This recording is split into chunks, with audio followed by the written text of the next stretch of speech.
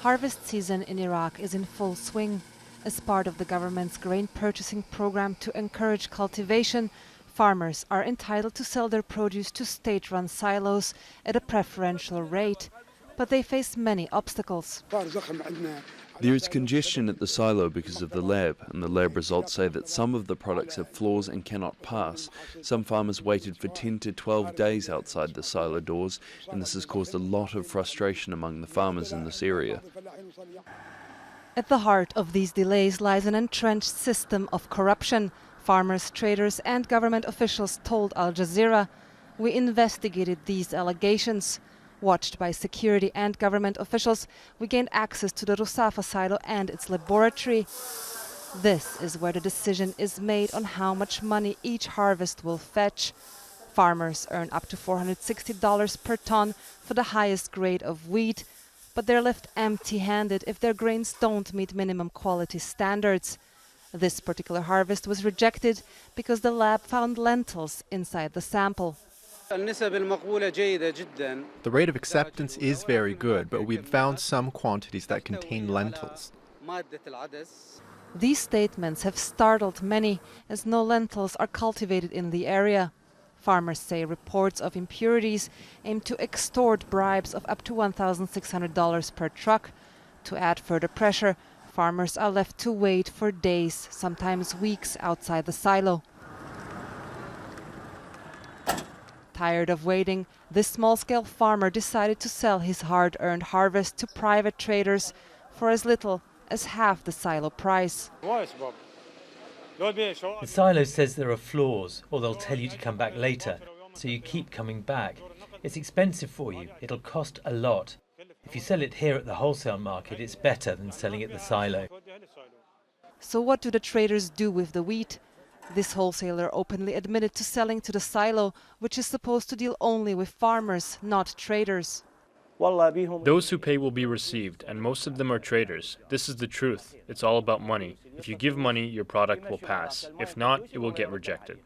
Al Jazeera obtained a parliament report dated April 2020, which confirms that merchants sell wheat under the names of farmers and manipulate the evaluation process in coordination with silo management. The report also found collusion to import cheap wheat from Kurdistan and neighboring countries, which is sold to silos at the preferential price as if it was local produce. We put these allegations to the general manager of the Iraqi Grain Board at the Ministry of Trade. In all the silos, we have oversight bodies, and the farmers can complain against any employee, and we will send this employee for investigation. But just based on talk here and there, without evidence, we cannot act.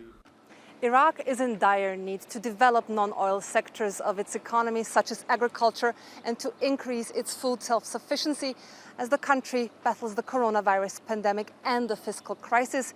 But to achieve that, the new government will need to tackle corruption and mismanagement in the state's bureaucracy. Simona, Foltyn, Al Jazeera, south of Baghdad. Ali Anbouri is a political analyst based in Baghdad and joins us now live from there via Skype. Good to have you with us, Ali. Just how widespread is the problem of corruption within Iraq's agriculture sector? Hello to you and to all of your viewers.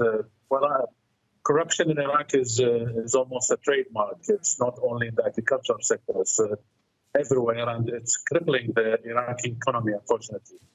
And the governments of Iraq, including the last government and even the recent government, has not tackled this issue seriously. There are always hearsays that we will fight corruption, we will end corruption, we don't tolerate corruption, but unfortunately corruption is infiltrated and almost everywhere in the governmental system. So one of the problems of Iraq is corruption, which prevents any kind of development or prosperity of this country. So to encourage Iraqi farmers to produce wheat, the government is buying it from them at a higher price, but that is exacerbating the problem, isn't it? Absolutely. I mean, buying it with higher price is an encouragement for farmers to produce wheat, but at the same time, it opens the door for different kinds of corruption. One of them is pressuring the farmers to pay extra money here and there under the table to the governmental employees in order to get their products taken by the government, by the silos. Or on the other hand, they import wheat from neighboring countries or even from Kurdistan, which is of low price, and try to present it as a product of Iraqi farms. And again, this is another way to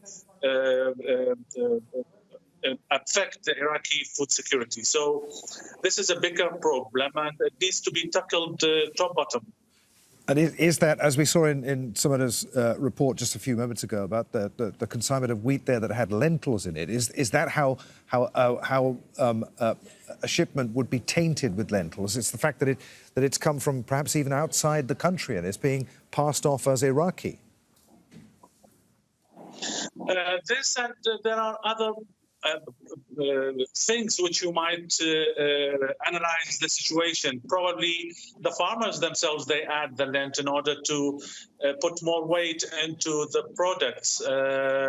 Probably this is an excuse. There is not really meant into it. So lent, sorry, into it. So I mean, there are different ways which the governmental employees try to pressure the farmers, and at the same time, I wouldn't say that all the farmers are sincere and honest, and they are not trying to find their ways and cheat their way in order to get profit out of their products. All right.